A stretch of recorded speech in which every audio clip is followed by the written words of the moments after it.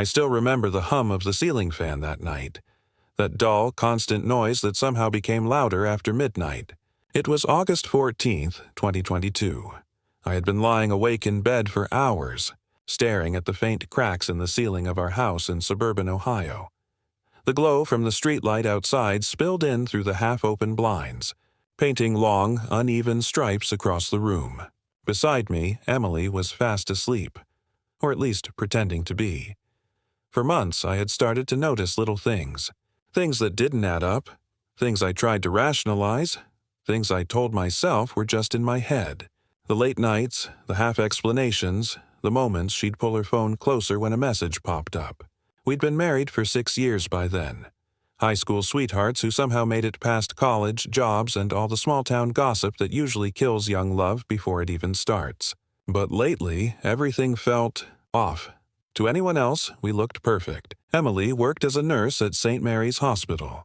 I was an IT technician for a logistics firm. We had a modest home with a small garden that she loved, and 2 cats, Luna and Milo, who basically ran the place. Our weekends were a mix of Target runs, family dinners at her parents' place, and quiet evenings watching whatever series was trending. On paper, it was the kind of normal life people envy. But normal can sometimes hide the rot underneath. It started with something small, a perfume I didn't recognize. A faint trace of something floral and expensive that lingered on her clothes one night when she came home later than usual. She laughed when I mentioned it, said a coworker had sprayed it in the break room. I believed her because that's what you do when you love someone. You choose belief over suspicion. But belief starts to crack when patterns form. The same coworker name popping up in stories. The phone always face down, the way she suddenly started caring too much about how she looked before work. She'd stand in front of the mirror, curling her hair a certain way, adjusting her earrings, things she never used to do for 12-hour shifts at a hospital. I started keeping count without meaning to. The number of nights she worked extra. The number of times she came home late, her excuses polished and believable. She was always good with words, better than me. She knew how to disarm my doubts with softness. A touch on the shoulder, a kiss on the cheek, the kind that said you're overthinking again. Josh, my name is Joshua Reed, 32 years old, born and raised in Ohio. I've always been the kind of person who keeps to myself. My dad used to say I was steady, like a rock. I think he meant it as a compliment, that I didn't react quickly, didn't jump to conclusions, but sometimes being steady just means you're slow to see what's right in front of you. The first real crack came in October, a few weeks after our 6th anniversary. We were supposed to go out that Friday, dinner at this small Italian place downtown we loved. She canceled last minute, said a patient had coded and she needed to stay. I told her it was okay, and it really was. I remember ordering takeout instead, watching The Office reruns while eating pasta out of a container. She didn't come home until nearly 1 a.m. When she did, she looked drained. I hugged her, she hugged back, but it felt mechanical, like going through the motions. That night, I noticed something. Her scrubs smelled like cigarette smoke. Emily didn't smoke. No one in her department did either. I asked about it, half joking. She said one of the ambulance guys lit one near her car when she was leaving. Again, I believed her. But I also started making mental notes, the kind you don't even realize you're keeping until they start stacking up. It's strange how you can live with someone, share a bed with them, laugh, eat, plan vacations, and still start to feel like you're living beside a stranger. By December, that feeling had become constant. Her phone was always on silent now. She laughed more at her messages than at my jokes. I started to feel small, like I was fading from my own marriage. I didn't want to become that paranoid husband, the kind who checks phones or installs apps or reads through messages. But the thoughts started creeping in. Every time she smiled at her screen, my stomach would tighten. Every time she left the room to take a call, I'd catch myself listening, not to the words, but to the tone, that soft, smiling tone she used to reserve for me. One night, after she fell asleep, I stared at her phone on the nightstand. My hand hovered over it for a long time. I could have picked it up, unlocked it. I even knew her passcode. But I didn't, because if I did, there'd be no going back. If I found nothing, I'd be ashamed of myself. If I found something, I'd lose everything. So I did nothing. I told myself love meant trust, but the mind doesn't stay quiet once suspicion takes root. It starts playing tricks, like how I began to see connections in things that might not have meant anything. Her new perfume. The nights she claimed to be on call but wasn't listed on the hospital schedule. I didn't even know how I knew that. I just checked one day. St. Mary's had a staff calendar online, and curiosity got the better of me. Her name wasn't on it for 3 of the nights she'd claimed to be working. That's when something shifted in me. I didn't confront her. Not yet. I became quiet instead. Observant, detached, almost like an outsider studying his own life. I started noticing every inconsistency. I began timing her drives, noticing her routes on Google Maps when she shared locations automatically from our joint calendar, a setting we'd turned on years ago after she once got stuck in the snow. In late January, I installed a small indoor security camera in the living room. Not for her, that's what I told myself, but for the cats, since one had been knocking over stuff when we weren't home. It was one of those smart cameras that sent alerts when it detected motion. I placed it behind a potted plant, barely noticeable. It faced the hallway, catching the front door and part of the living room. For weeks, nothing unusual happened. Just her coming and going, the cats wandering around, me sitting on the couch some nights watching TV alone. Then one night in February, I got an alert while at work. Motion detected at 7:42 p.m. Emily wasn't supposed to be home. She'd said she was covering a shift. When I opened the app, the live feed showed the front door open, lights flicking on, and Emily walking in, laughing.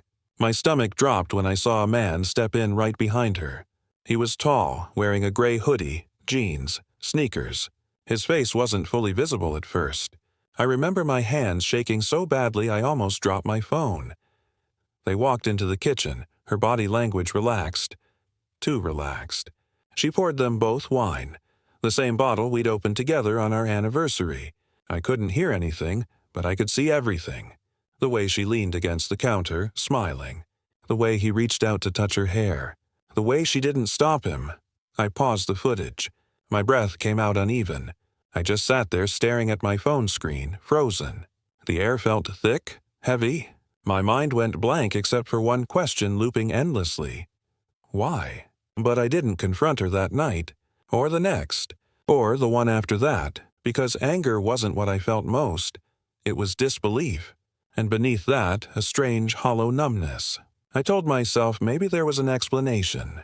Maybe it wasn't what it looked like. But deep down, I knew. I just wasn't ready to face it, so I waited. And the waiting became its own kind of torture. I acted normal, went to work, cooked dinner, smiled when she talked. But inside, I was counting the days, the hours, the lies. And then, one evening in March, while scrolling through the footage again, something inside me shifted completely.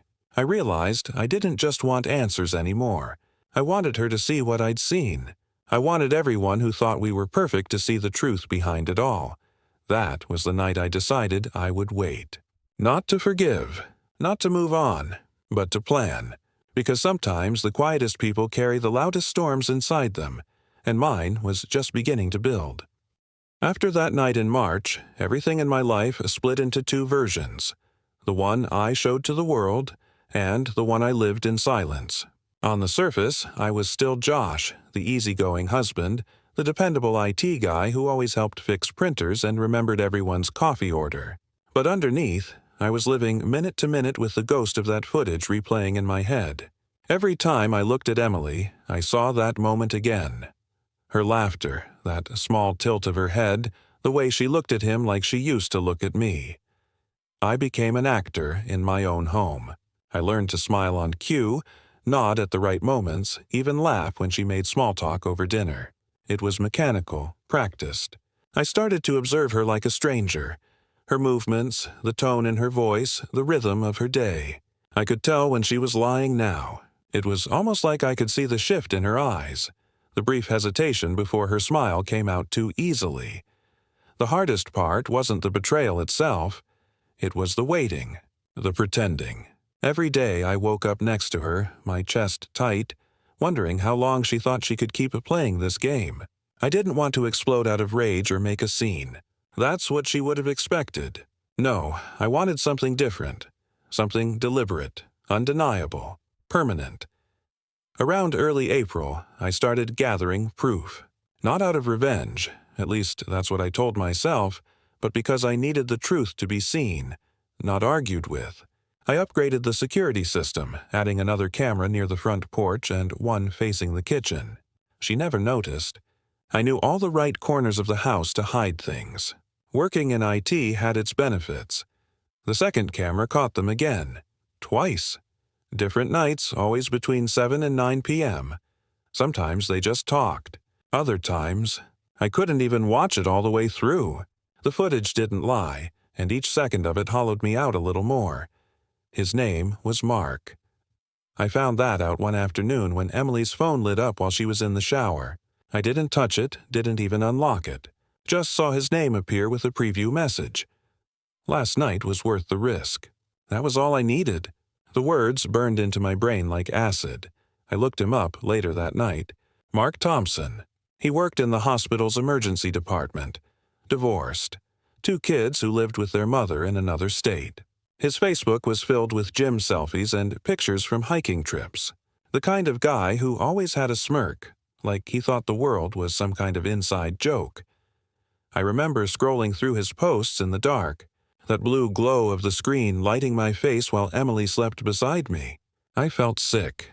I wanted to confront him, to drive to his place and demand he look me in the eye. But then what? He'd deny it.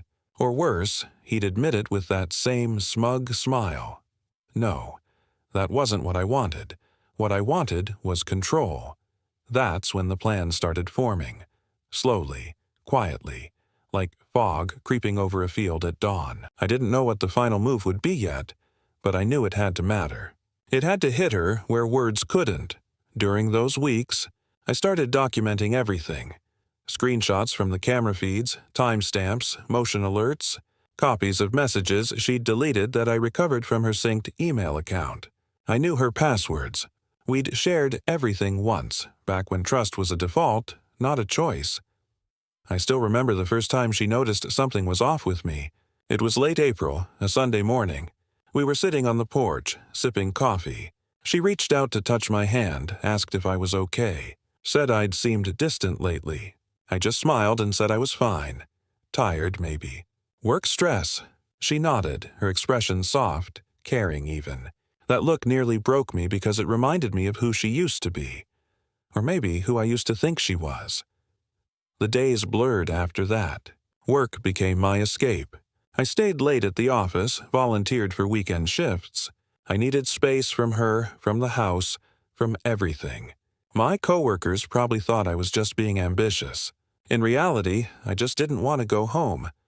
By May, I knew every detail of her pattern. When she left for her extra shifts, when she returned, how long she stayed out. She had it down to a system. Enough variety to make it believable, but never enough to raise suspicion. Except she didn't know she was being watched by the walls of her own home. The footage became my obsession. I'd sit in the dark, replaying it like punishment.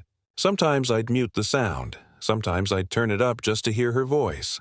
Each time I'd feel a mixture of rage and grief, like losing her over and over again. One night I found myself whispering out loud to the screen. Not words of anger, but questions. Why? When did I stop being enough? Was this my fault? Had I missed something so obvious that she felt justified? But the screen never answered. It just replayed, indifferent, mechanical, merciless. The breaking point didn't come from another video. It came from her laughter. It was mid-May, a Thursday evening. I was upstairs finishing a report for work when I heard her voice downstairs, laughing, light and carefree. I glanced at the time, 7:15 p.m. I walked quietly to the top of the stairs. She was on her phone, pacing near the kitchen island, her voice low but warm. I knew that tone, the one she hadn't used with me in months. I stood there listening, every muscle in my body tense. I couldn't hear the words, but I didn't need to.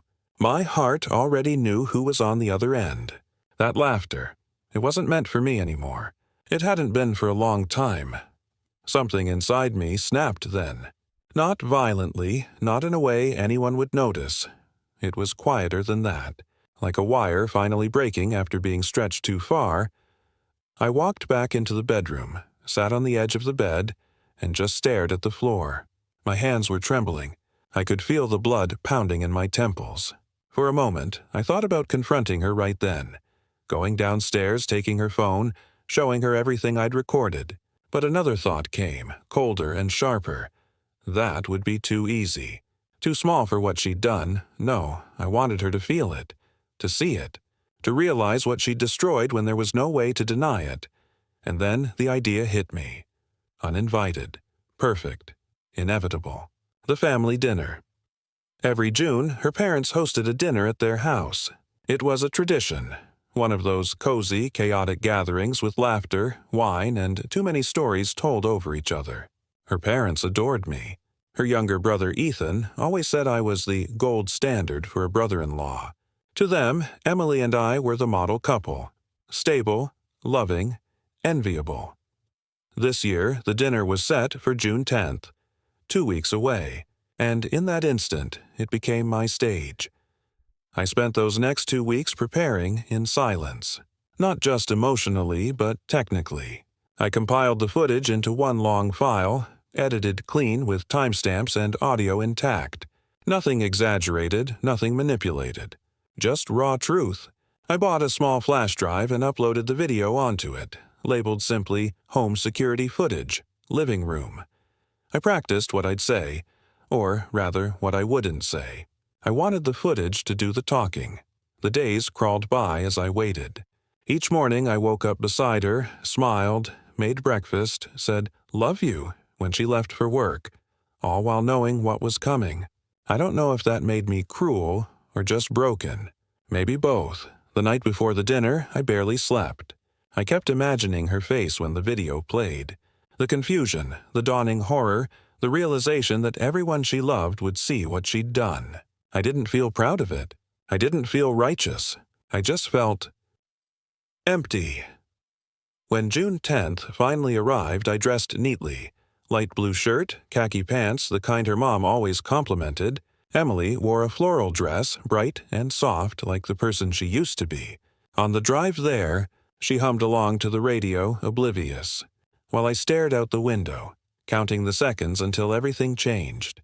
Her parents' house looked the same as always. The old oak tree in the yard, the smell of barbecued chicken, the hum of distant laughter. I helped carry the dessert inside, greeted everyone, smiled when her dad clapped me on the back. Everything felt normal. Painfully normal. I waited through appetizers, through dinner, through the laughter and small talk. My hands shook under the table as I reached into my pocket, feeling the cold metal of the flash drive. I told myself to breathe, to wait for the right moment. And when dessert was being served, I knew it was time. I stood up slowly, my voice steady as I said I wanted to show something. Something from home. A surprise. Everyone smiled, curious. Emily looked confused but intrigued.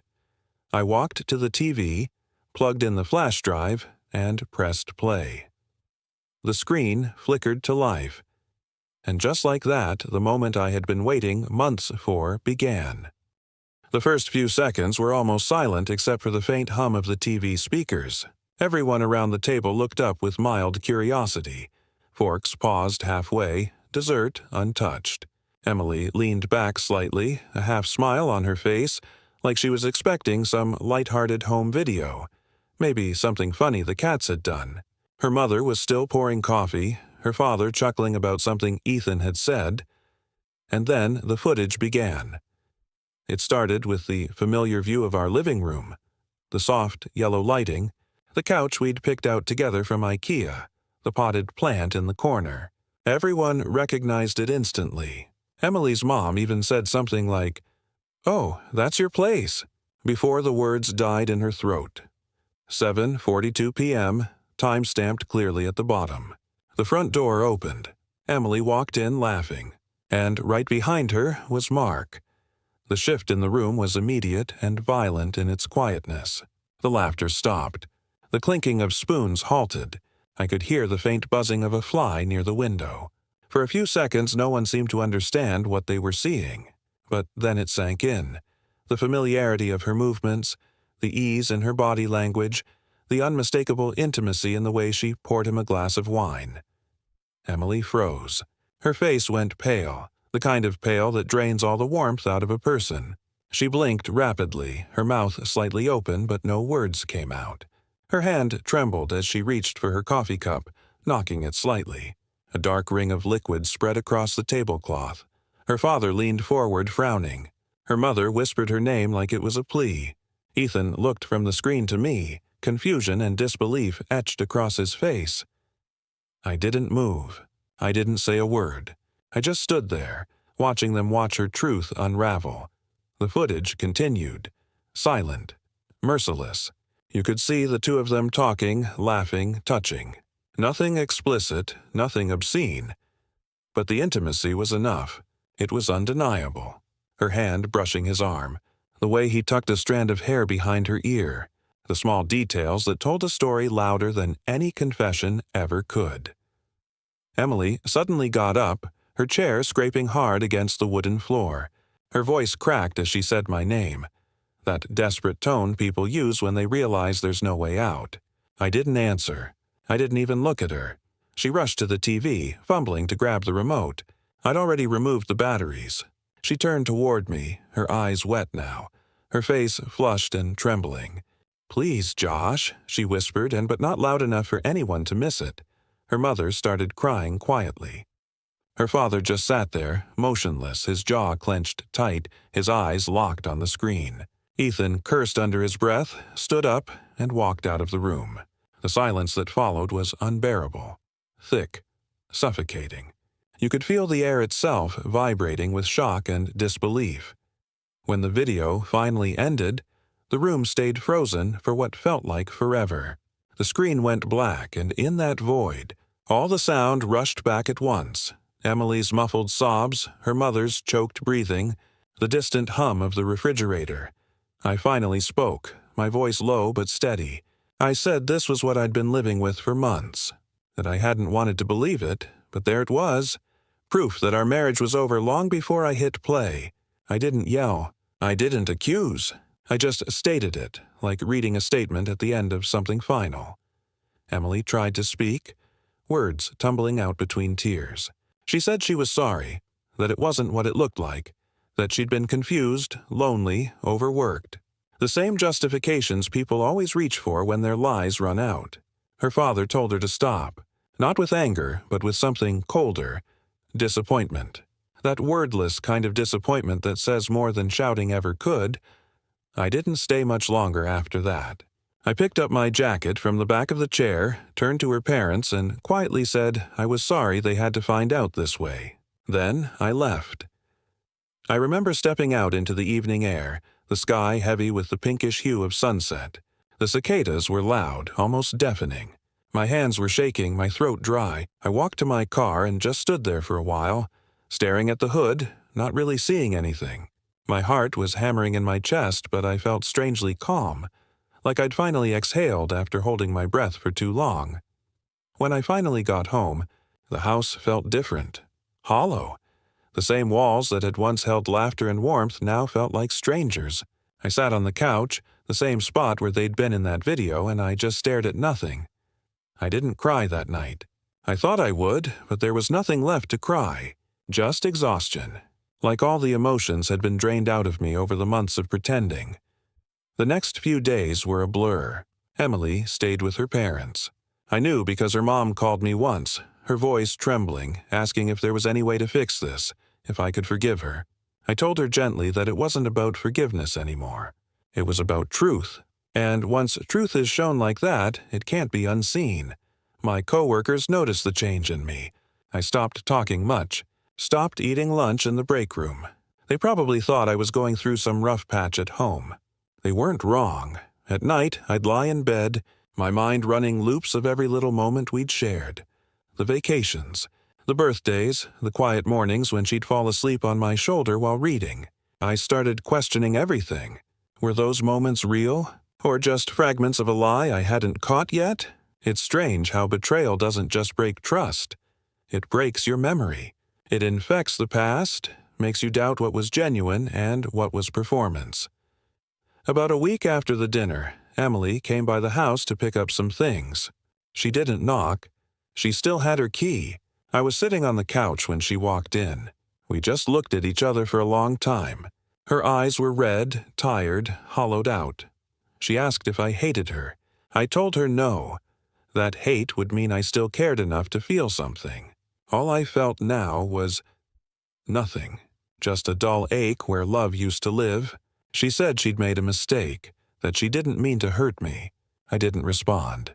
She packed a few bags, paused at the door, and said she'd always loved me. I almost laughed. Not because it was funny, but because it was the kind of line people say when they're trying to rewrite the story in their heads. After she left, I walked into our bedroom. The bed looked too big, too neat. Her side of the closet was empty now, but her scent still lingered. That same floral perfume I'd noticed months ago. I sat down and let out a long, shaky breath, realizing that the life I'd built had collapsed completely, and I was standing in the ruins trying to find something solid to hold on to. Word spread quickly through her family. I heard from Ethan later that Mark had quit his job at the hospital after the video circulated among the staff. Apparently, someone had recorded the dinner scene on their phone. I never asked who, and it made its way into private group chats. The story burned through the hospital like wildfire. Emily transferred to a different branch 2 towns over. For a while, I thought I'd feel satisfaction hearing that seeing her face publicly associated with betrayal would somehow make me feel justified. But instead, it just made me feel tired. There was no victory in it. Just collateral damage. Nights were the hardest. That's when the silence screamed the loudest. I'd sit by the window, listening to the distant hum of cars, and think about how love can die so quietly, like a candle burning out without anyone noticing until the room is dark. I started therapy in July, mostly because I didn't know what else to do with the weight of it all. My therapist told me I was going through situational trauma. I hated that term at first. It made it sound like a temporary illness. But she was right in a way. Betrayal changes how you see the world, but it doesn't have to define it. I told her about the dinner, about the video. She didn't judge me. She just nodded and said sometimes people need to make the truth visible to heal. That hit me hard because I hadn't thought of it that way. Maybe that's what I was really doing, forcing the truth out into the open so it couldn't haunt me in secret anymore. By late summer, the nightmares had faded, though not completely. I'd still wake up some nights and think I heard her voice downstairs, or that the front door had opened. It took time to remind myself that she was gone. Not just from the house, but from the version of my life that used to make sense. I deleted the footage eventually. Every copy. I didn't want to keep living inside that moment. It had already done its damage. To her, to me, to everyone. But there was one thing I couldn't delete. The memory of the look on her face when the screen went black. The look of realization that her secret world had collapsed. That expression haunted me more than the footage ever did. And for months afterward, I wondered, had I done the right thing? Or had I crossed some invisible line between justice and cruelty? Because once you play the truth out loud, there's no taking it back. The weeks after the family dinner were strange, suspended in some limbo between release and emptiness. Emily was gone from my life, at least physically, but the imprint of what happened remained. Every little thing in the house, from the squeak of the hallway floorboards to the hum of the refrigerator, reminded me of her absence. The cats, Luna and Milo, would curl up beside me, sensing something had shifted, but their comforting presence couldn't fill the hollow. I realized I had 2 choices: stay broken, or do something to reclaim myself. Therapy helped me see that. Reclaiming myself didn't mean revenge, at least not in the way most people imagine it. It wasn't about humiliating her further or making her feel the same kind of pain I had felt. That would have been satisfying for a night, but fleeting. No, this was about control. Control over my own life, my own emotions, my own narrative. It started small. Mornings became my own again. I brewed coffee without thinking about her, walked the streets near my neighborhood, letting the air fill my lungs with something other than tension. I started running again, 3 miles every morning, sometimes more. Sweat, pain, and exhaustion became the only things I allowed myself to focus on. In some ways, it was purification. Work changed too. I immersed myself in projects, volunteering for complicated tasks, taking on responsibilities that others avoided. My team noticed the difference. I was sharper, more focused, more relentless in a way that bordered on intimidating. But no one asked questions because I never volunteered personal details. I didn't want pity. I didn't want explanations. I wanted results. And then came the moment I realized that taking action also meant redefining boundaries. I had always been accommodating, forgiving, willing to compromise at the expense of my own comfort. After Emily, I decided that would end. It started with the people around me. Friends I'd kept at a distance to preserve my happy family image began to get the real me. I shared selectively, not the sordid details of the affair, but my feelings of betrayal, the way it had hollowed me, and how I was learning to rebuild. Most were supportive, a few surprised, but what mattered was honesty, not validation. I also began reaching out to others who had been affected by her lies. Her coworkers at the hospital, the ones I'd researched, were curious but cautious. I didn't go into specifics, just subtle reminders clarifying what they might already suspect, that some actions have consequences and integrity matters. In a weird way, I was reclaiming power not through confrontation, but by letting reality speak for itself. By August, a sense of rhythm returned to my life. I had routines, plans, and even small pleasures I'd forgotten. Cooking a proper dinner just for me, reading books I'd left unfinished, walking at dusk with the cats trailing behind. I realized I had been existing in survival mode for months, and now I was finally living again. The real turning point came one evening when I received a message from Mark. It was short and simple. "You won. She's out of my life. Good luck." I didn't reply. I didn't need to. Reading those words, I felt a quiet satisfaction. Not the vengeful rush I might have imagined months ago, but the kind that comes from knowing you've weathered a storm and survived intact. The storm had passed, and I was standing in the aftermath, stronger than before. I also realized something important. I had been letting Emily's choices define my reality for too long. She had controlled my emotions, my focus, my energy, all without even being aware of it. By choosing to wait, observe, and act deliberately, I had reclaimed my own agency.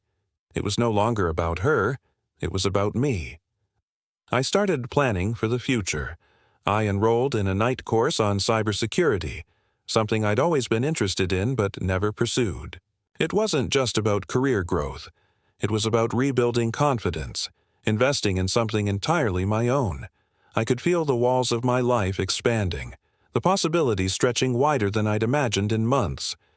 Even my relationships with friends improved. I became more open, more honest, less guarded. I could laugh again without forcing it. I could be in a room full of people and not feel like I was carrying some invisible weight. And then, unexpectedly, I found clarity in something I hadn't anticipated. Forgiveness. Not for her, not for Mark, but for myself. I forgave myself for staying too long, for doubting my instincts, for letting my trust be taken for granted. Forgiveness in this sense wasn't weakness. It was liberation. By September, I had started seeing someone new. Not seriously at first, just coffee dates, small dinners, conversations that didn't feel heavy with history.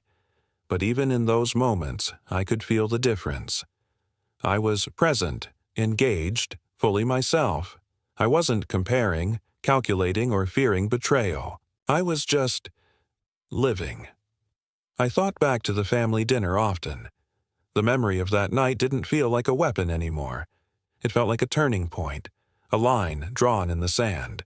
It had been my moment of clarity, my moment to decide what kind of life I wanted next. I had been given the chance to act deliberately, to define the story on my own terms. By the end of the year, I had rebuilt routines, reconnected with old passions, and started to envision a future that was mine alone. Emily and Mark were out of the picture completely. A chapter closed. And though part of me would always carry the scars of betrayal, those scars were no longer a source of shame or anger. They were proof of survival, of endurance, of the quiet strength that had been inside me all along. I realized that the most powerful revenge is often not public humiliation, not anger, not spite. It is reclaiming your life, standing taller, moving forward, not letting someone else's choices dictate your happiness. And as I sat by the window one cool October evening, watching the city lights flicker like tiny stars, I felt something I hadn't felt in a long time. Peace. Not complete peace. There would always be echoes of the past, but enough peace to know I had turned the tables in the most meaningful way possible. Because in the end, I had chosen myself.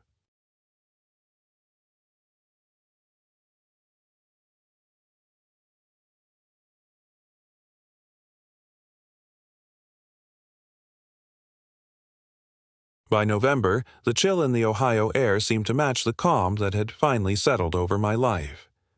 I'd rebuilt routines, reclaimed my mornings, my evenings, my weekends, everything that had once been cluttered with doubt, suspicion, and heartbreak. The house, once heavy with tension, now felt spacious again, almost like it had been holding its breath until I learned how to breathe freely. Emily was officially out of my life. Her transfer to another hospital and her silence afterward created a buffer I hadn't realized I needed. I never heard from her again. No apologies, no attempts to reconnect, just absence. And strangely, that absence was the final punctuation on the chapter she had written in my life. I didn't crave answers anymore. I didn't crave closure. I craved normalcy. Normalcy was hard at first. Simple things. Making my own dinner, deciding what show to watch, walking the cats through the park, carried echoes of months of tension. But with every repetition, the echoes faded. I found myself laughing again fully without any trace of fear or suspicion.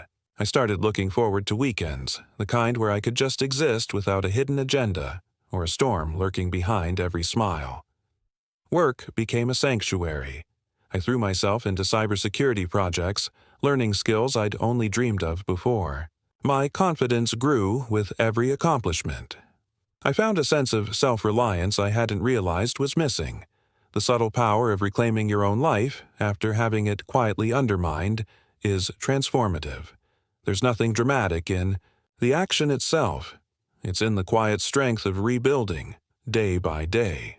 And then there was love.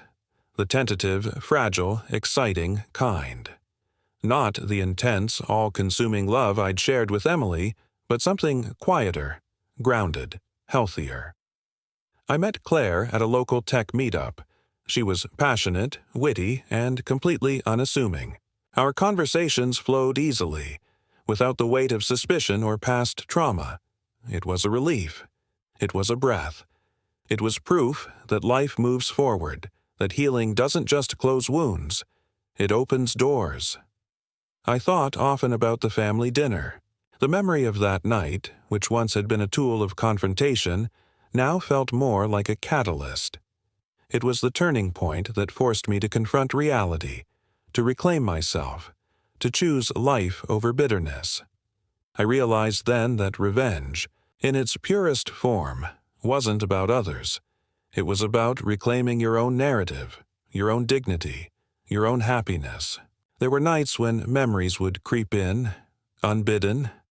A laugh, a scent, a shadow in the corner of my eye. And sometimes I would pause, take a deep breath, and remind myself how far I had come. Those moments no longer triggered anger, only reflection. I understood then that the past is never erased.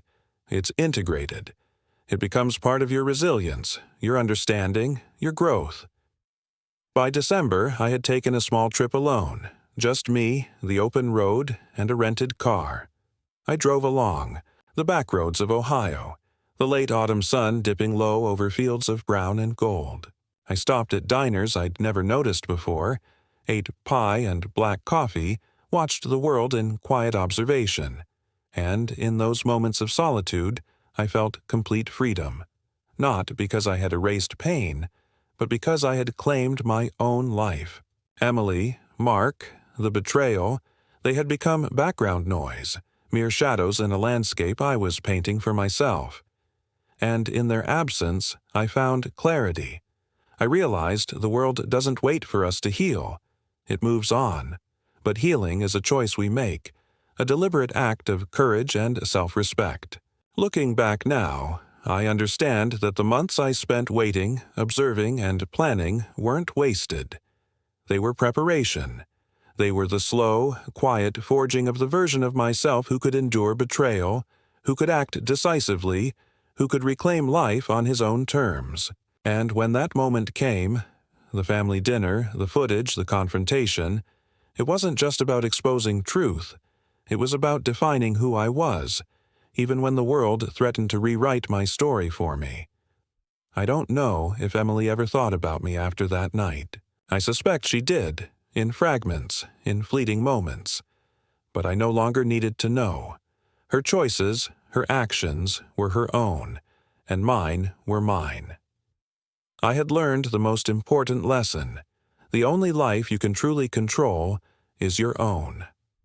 As the year ended, I sat by the window one evening, a soft snow falling outside. The lights from distant houses twinkled like faint stars, and the air smelled of wood smoke and frost. Claire was on her way over, and for the first time in a long time, I felt anticipation. Not anxiety, not dread, but a quiet excitement for what the future might hold. I thought about the past, about betrayal, about loss, about months of waiting and planning, and I realized something profound. The storm had passed, and now the calm was mine. Life doesn't always give you closure in the neat, cinematic way we imagine. Sometimes it's quiet, sometimes it's messy, sometimes it comes years later. But when it arrives, it doesn't announce itself. It just settles in, like snow on a cold night. Silent, soft, irreversible. And I, finally, was free.